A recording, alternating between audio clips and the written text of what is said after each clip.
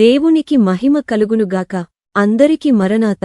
యేసు క్రీస్తు ప్రభుని శిలువ ధ్యానముల కొరకు ఏర్పాటు చేయబడిన దేవదాసు అయ్యగారు ఉపదేశించిన 40 ప్రసంగముల శిలువ విలువ ధ్యాన కలువ అను పుస్తకము నుండి ప్రతిరోజు బైబిలు మిషను ఆండ్రాయిడ్ అప్లికేషన్కి నోటిఫికేషన్ పంపించబడును. ఇంకా క్రైస్తవ పండుగలు అను పుస్తకములో శ్రమకాల ధ్యానముల కొరకై అనుదిన వాక్యముల పట్టిక లింక్ శిలువ విలువ ధ్యాన కలువ ప్రసంగ పేజ్లో ఇవ్వబడును. బైబిల్ మిషన్ spirit.comలో కూడా లింక్స్ ఇవ్వబడ్డాయి. శిలువ విలువ ధ్యాన కలువ వర్తమానములను ధ్యానించుచున్నవారికి ఒక గమనిక. ఈ ప్రసంగములోని విషయములను వాడుక భాషలో చర్చ చేయుటకు గూగుల్ నోట్బుక్ ద్వారా జెనెరేట్ చేయబడిన ఆడియో మరియు వీడియోలు అదే వెబ్ పేజ్లో ఉంటాయి. ప్రసంగ చర్చ మరియు వీడియో నెరేషన్ ఈ విధంగా ఉంటాయి. మనం సాధారణంగా పండుగ అనగానే ఒకరోజు వేడుక సందడి గుర్తొస్తుంది. అవును. కాని ఈరోజు మనం మాట్లాడుకోబోయేది ఒకరోజు గురించి కాదు, ఏకంగా 40 రోజుల సుదీర్ఘ ప్రయాణం గురించి. 40 రోజులు. ఈ ప్రయాణానికి నాంది పలికేది భస్మ బుధవారం, అంటే యాష్ వెన్స్డే. మన చేతిలో ఉన్న భస్మ బుధవారము శిలువ విలువ ధ్యాన కలువ అనే పుస్తకం ఆధారంగా మనం ఈరోజు చర్చిద్దాం. చాలా మంచి పుస్తకం అది. అవును, ఇది ఒక ఆసక్తికరమైన ప్రశ్నను మన ముందుంచుతుంది. దుఃఖంతో మొదలయ్యే ఈ ప్రయాణం చివరికి సంతోషానికి ఎలా దారితీస్తుంది? ఈ రెండూ ఒకే చోట ఎలా ఇముడుతాయి? అవును, ఈ 40 రోజుల కాలాన్నే లెంట్ అంటావు.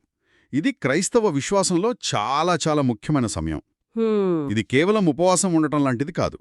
మన పుస్తకం చెప్తున్నట్టు ఇదొక అంతరంగిక ప్రయాణం. అసలు ఈ 40 రోజుల ఆచారం ఎక్కడ మొదలైంది? అదే నా మొదటి ప్రశ్న. పూర్తి ఆడియో 11 మినిట్స్ ఉంది కాబట్టి వెబ్సైట్లో వినగలరు. శిలువ ధ్యాన దీవెనలు ప్రభువు అందరికి మెండుగా దయచేయునుగాక. ఆమేన్. మరణాత. పండుగ ఈ మాట వినగానే మన మనసులో మెదిలేదేంటి? బోలెడంత ఆనందం, సరదా, వేడుకలు కదూ. కాని ఓ 40 రోజులపాటు సాగే ఒక ఆధ్యాత్మిక ప్రయాణాన్ని కూడా ఒక పండుగలా భావించొచ్చని ఎప్పుడైనా ఆలోచించారా? అవును, అదే భస్మ బుధవారంతో మొదలయ్యే ఈ ప్రత్యేకమైన ధ్యానకాలం. అసలు దాని ప్రత్యేకతేంటో ఈ విశ్లేషణలో మనం కలిసి తెలుసుకుందాం. చూడండి, మనకు తెలిసిన చాలా పండుగలు అంటే క్రిస్మస్ గాని, న్యూ ఇయర్ లేదా ఈస్టర్ ఇవన్నీ ఒక్కరోజులోనే ముగిసిపోతాయి. ఒక్కరోజు ఆనందం, సంబరం అంతే. కాని మనమెప్పుడు మాట్లాడుకుంటున్నది వీటన్నిటికీ పూర్తి భిన్నమైనది. ఇది ఒక్కరోజు కాదు, 2 రోజులు కాదు, ఏకంగా 40 రోజులపాటు సాగే ఒక సుదీర్ఘమైన పండుగ. అయితే ఇది కేవలం బయట కనిపించే వేడుక కాదు, ఇది ఒక లోతైన అంతర్గత ప్రయాణం. 40 ఈ సంఖ్య గురించి కొంచెం ఆలోచిద్దాం. ఎందుకు 30 రోజులు కాదు, 50 రోజులు కాదు? కరెక్ట్గా ఈ 40 అనే సంఖ్యకే ఇంత ప్రాధాన్యత ఎందుకొచ్చింది? అసలు ఈ 40 రోజుల వెనుక ఉన్న అంతరార్థమేంటి? సరే, ఈ ప్రశ్నకు సమాధానం కోసం మనం ఎక్కడికో వెళ్ళక్కర్లేదు. మనకు బైబిల్లోనే దీనికి సంబంధించిన బలమైన ఆధారాలు కనిపిస్తాయి. అంటే ఈ 40 అనే సంఖ్యను ఏదో యాదృచ్ఛికంగా ఎంచుకోలేదు. దాని వెనుక చాలా పెద్ద కారణమే ఉంది. మనం బైబిల్ను గమనిస్తే ఈ 40 అనే సంఖ్య పదే పదే కనిపిస్తోంది, ఒక ప్యాటర్న్ లాగా. ఉదాహరణకు, ఇజ్రాయేలీలు వాగ్దాన దేశంలోకి ప్రవేశించడానికి ముందు 40 సంవత్సరాలు అరణ్యంలో ప్రయాణించారు. మోషే దేవుని ఆజ్ఞలు అందుకోవడానికి 40 రోజులు పర్వతంపై గడిపారు. ఏలియా కూడా 40 రోజులు ఉపవాసమున్నారు. ఇక యేసు ప్రభువైతే తన పరిచర్యను ప్రారంభించడానికి ముందు 40 రోజులు అరణ్యంలో ఉపవాసంతో సిద్ధపడ్డారు. చివరికి ఆయన పునరుత్థానం తర్వాత కూడా 40 రోజులపాటు శిష్యులకు కనిపించారు. సో ప్రతిసారీ ఈ 40 అనే కాలం ఒక పరీక్షకు, ఒక సంసిద్ధతకు, ఒక పెద్ద మార్పుకు ముందు వచ్చే కీలకమైన ఘట్టమన్నమాట. సరే, ఈ 40 రోజులు అనగానే మనకు గుర్తొచ్చేది ఉపవాసం, పశ్చాత్తాపం కదా. కాని అసలు విషయం అది మాత్రమే కాదు. ఇందులో మనల్ని ఆశ్చర్యపరిచే ఒక కోణం ఉంది. అదేంటంటే, ఈ కాలంలో ఒకేసారి 2 పూర్తిగా వ్యతిరేకమైన భావాలు కలిసి ప్రయాణిస్తాయి. అవును, 2 వ్యతిరేక భావాలు. అవేంటో చూద్దారండి. ఈ 40 రోజుల ప్రయాణం యొక్క సారాంశాన్ని ఒక్క వాక్యంలో చెప్పాలంటే అది ఇదే: ఈ 40 దినములను దుఃఖమున్నూ సంతోషమున్నూ.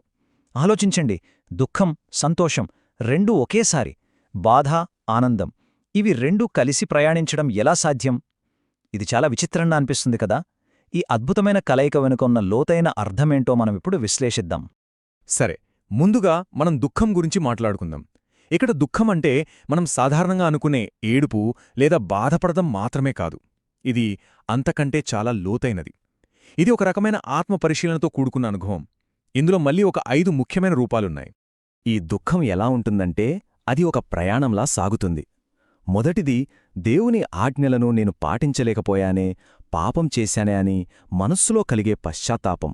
రెండోది, మన మాటల వల్ల, పనుల వల్ల తోటివారికి ఏదైనా హాని జరిగిందేమో అని గ్రహించినప్పుడు కలిగే బాధ. ఇక మూడోది, ఇంకా లోతైనది, మన పనుల వల్ల స్వయంగా ప్రభువునే దుఃఖపెట్టామేమో అనే వేదన. నాలుగోది, శిలువమీద ఆయన పడిన ఆ శ్రమలని తలచుకున్నప్పుడు మనస్సులో కలిగే బాధ, కరుణ. ఇక చివరిది, ఇంత గొప్ప త్యాగం నాకోసమేనా, నేను దీనికి అర్హుణ్ణేనా అని వినయంతో మనల్ని మనం ప్రశ్నించుకోవడం. అయితే కథ ఇక్కడితో ఆగిపోదు.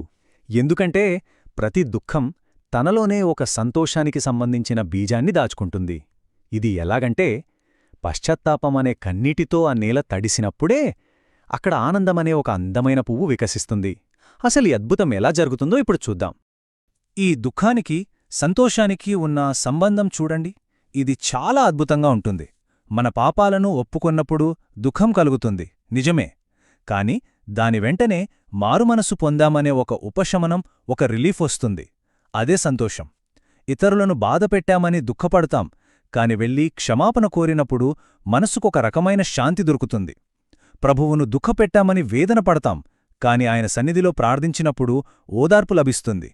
ఇక చివరిగా ఆయన శిలువ శ్రమలను చూసి దుఃఖపడతాం, కాని ఆ శ్రమల వల్లే మన భారాలన్నీ తొలగిపోయాయన్న కృతజ్ఞత మనలో ఒక గొప్ప సంతోషాన్ని నింపుతుంది. చూశారా, ప్రతి దుఃఖం ఒక సంతోషానికి దారితీస్తోంది. సరే, ఈ దుఃఖం, సంతోషం, ఈ రెండు వ్యతిరేక భావాలు ఒకే చోట ఒకే సమయంలో ఎలా కలిసిండగలవనేదానికి ఇంతకంటే గొప్ప ఉదాహరణ మరొకటి లేదు.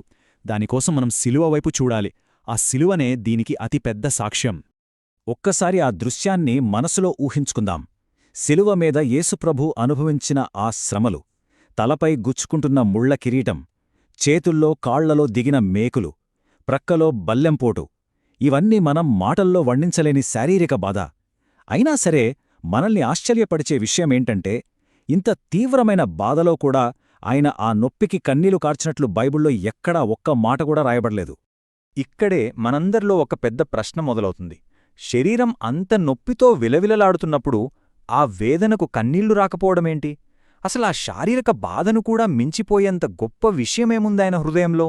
దానికి సమాధానం, ఆ శారీరక బాధను కూడా అధిగమించే ఒక మహాసంతోషం ఆయన హృదయాన్ని నింపేసింది. అదే, నేనిది నా బిడ్డల కోసం చేస్తున్నాను అనే ఆనందం. మానవాళికి పాప విమోచన కలుగుతోందన్న ఆ దివ్యమైన సంతోషం ముందు ఆ శిలువ మీద కలిగే శారీరక వేదన చాలా చిన్నదైపోయింది.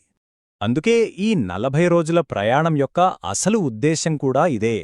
దుఃఖంలోనే సంతోషాన్ని వెతుక్కోవడం, పశ్చాత్తాపంలోనే ఉపశమనాన్ని అనుభవించడం. ఈ రెండు వ్యతిరేక అనుభవాలను ఒకేసారి మనస్సులో నింపుకుని ధ్యానించడమే నిజమైన ఆధ్యాత్మిక ఎదుగుదలకు మార్గం. మరి ఈ విశ్లేషణను ముగించే ముందు ఒక్క ప్రశ్న. ప్రతి దుఃఖంలో ఒక సంతోషం దాగి ఉంటుందనే ఈ సత్యాన్ని మనం నిజంగా అర్థం చేసుకుంటే, మన జీవితంలో ఎదురయ్యే కష్టాలను, సవాళ్లను మనం చూసే దృష్టికోణం పూర్తిగా మారిపోదంటారా? ఈ ఆలోచనతో ఈ ధ్యానాన్ని ముగిద్దాం.